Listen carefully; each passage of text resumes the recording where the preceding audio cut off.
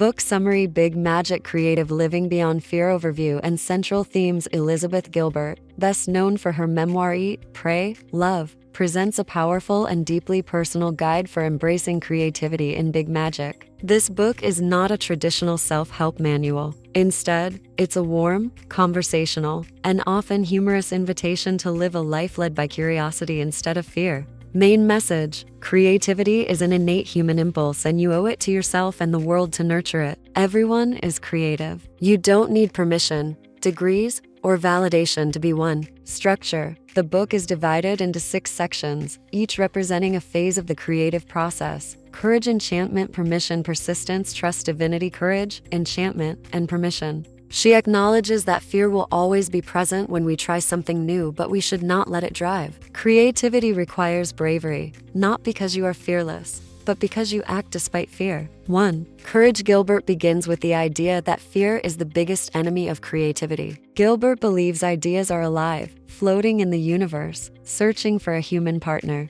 If we don't act on an idea when it comes to us, it may leave and find someone else. Fear is boring, she writes. It only knows one word: stop. She urges readers to accept fear's presence but not to surrender to it. 2. Enchantment. This section explores the mysterious, almost magical way ideas seem to visit us. She shares the story of how she and another author, Ann Patchett, came up with nearly identical plots without knowing each other, suggesting that creativity truly is a force beyond ourselves. Creativity is a relationship. You show up, and the idea shows up. 3. Permission. Most days, creativity feels like showing up and doing the work, even when you're uninspired. Gilbert dismantles the myth that only real artists are allowed to be creative. She gives readers unconditional permission to live creatively. Her advice to aspiring creatives is clear: keep going, even when it's hard, even when it's not perfect. You don't need to make money from your art or be published or win awards.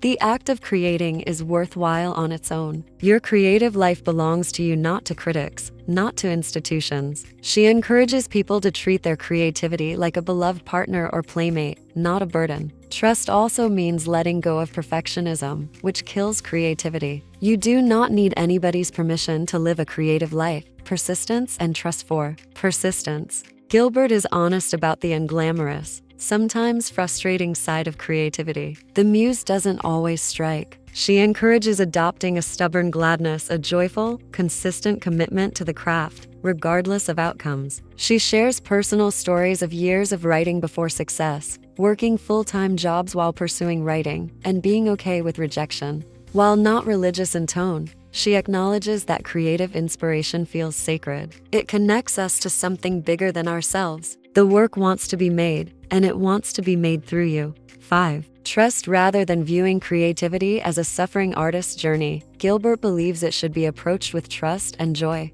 Trust means knowing that what you're doing matters even if no one else ever sees it. Done is better than good. Creativity is a playful, divine collaboration between the human and the mysterious. Divinity. Final reflections and takeaways. Elizabeth Gilbert reminds us that creativity isn't reserved for the elite or the chosen. It's for all of us. Through vulnerability, humor, and encouragement, she urges us to shake off fear, honor our curiosity, and commit to living creatively, whatever that looks like. 6. Divinity. In this final section, Gilbert discusses the mystical, spiritual nature of creativity. This big magic happens when you are fully aligned with your creative truth, working not for recognition but because it's what your soul desires. Creativity is sacred, and it is not sacred. What we make matters enormously, and it doesn't matter at all. Final takeaways. Creativity is a birthright. You were born to create. Paint, write, build, design, sing, or imagine. Don't wait for external permission. Don't expect it to be easy. Creative living is hard, often unrewarded by worldly standards, but it's joyful and meaningful. Fear will always be there.